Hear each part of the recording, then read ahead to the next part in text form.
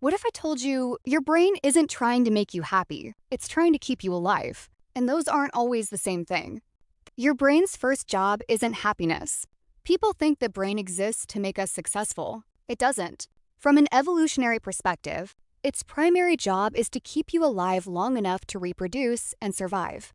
For thousands of years, humans who were careful survived. Humans who ignored danger often didn't. So your brain became incredibly good at one thing: predicting threats before they happen. That's why your brain is constantly asking, what usually happens next? Not, what would make me happiest? Because prediction saves energy, and uncertainty costs energy. The more predictable something feels, the safer your brain assumes it is, even if it hurts. Think about the last time you wanted to change something. Maybe you wanted to leave a relationship, start a business, post your first video, set a boundary, speak up for yourself. You knew what you wanted to do, but something inside you kept saying, wait, what if this is a mistake? What if it goes wrong? Most people think that's a lack of confidence. I don't think it is. I think it's your brain doing exactly what it evolved to do: protect you. The problem is, your brain has one flaw. It often mistakes what's familiar for what's safe. And once you understand that, you'll stop asking, what's wrong with me? And start asking, what is my brain trying to protect me from?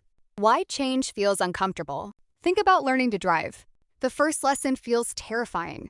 Your hands shake, you're thinking about every mirror, every turn, every pedal. Months later, you're driving while listening to music, holding conversation. Sometimes you barely remember the drive home. What changed? Not the road, your brain. What was once unfamiliar became predictable, and what became predictable started feeling safe.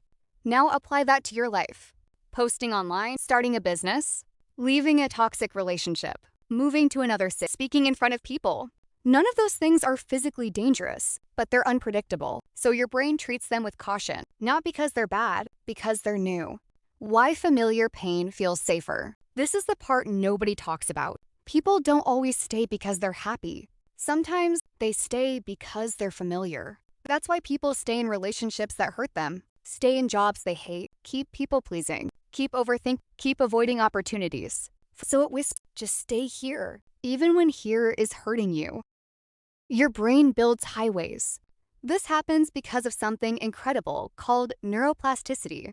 Your brain changes based on what you repeat. Imagine walking through a forest. The first time, there's no path. Walk it every day. Eventually, there's a trail. Keep walking, and eventually it becomes the easiest route. Your thoughts work exactly the same way. If every day you tell yourself, I'm not good enough, your brain strengthens those pathways. Not because they're true, because they're familiar. When thoughts become identity, and this is where everything changes. A thought isn't dangerous. Everybody has negative thoughts. The problem starts when repeated thoughts become identity. Maybe someone rejected you. Your brain said, maybe I'm hard to love. Maybe someone criticized you. I'm not enough. Maybe someone embarrassed you. I'm just awkward. You repeat again. Eventually, you stop saying, I feel anxious. You start saying, I am an anxious person. That's a completely different sentence. One describes an experience. The other describes an identity. Confidence can't be thought into existence. This thinks social media gets it wrong. Your brain doesn't build confidence from motivational quotes. It builds confidence from evidence. Every promise you keep, every difficult conversation. Evidence. Every video you post despite being scared. Evidence. Every time you survive something your brain thought was dangerous. How you teach your brain something new. So actually change. Not by waiting until fear disappears. Fear usually comes first. Action teaches brain. Every time you take one small step, you create a new memory. Your brain starts comparing that memory to the old one. Eventually, the unfamiliar becomes familiar, and the familiar becomes safe.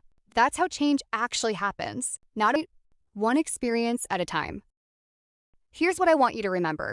Your brain isn't trying to ruin your life, it's trying to predict it.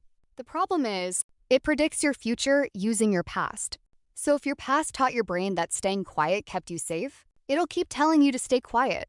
If your past taught your brain that people leave, it'll expect everyone to leave. If your past taught your brain that failure is dangerous, it'll convince you not to try. Not because those things are true, because they're familiar. Because your life changes the moment you stop confusing familiarity with safety. And maybe the person you're trying to become is waiting on the other side of something your brain has never learned is safe.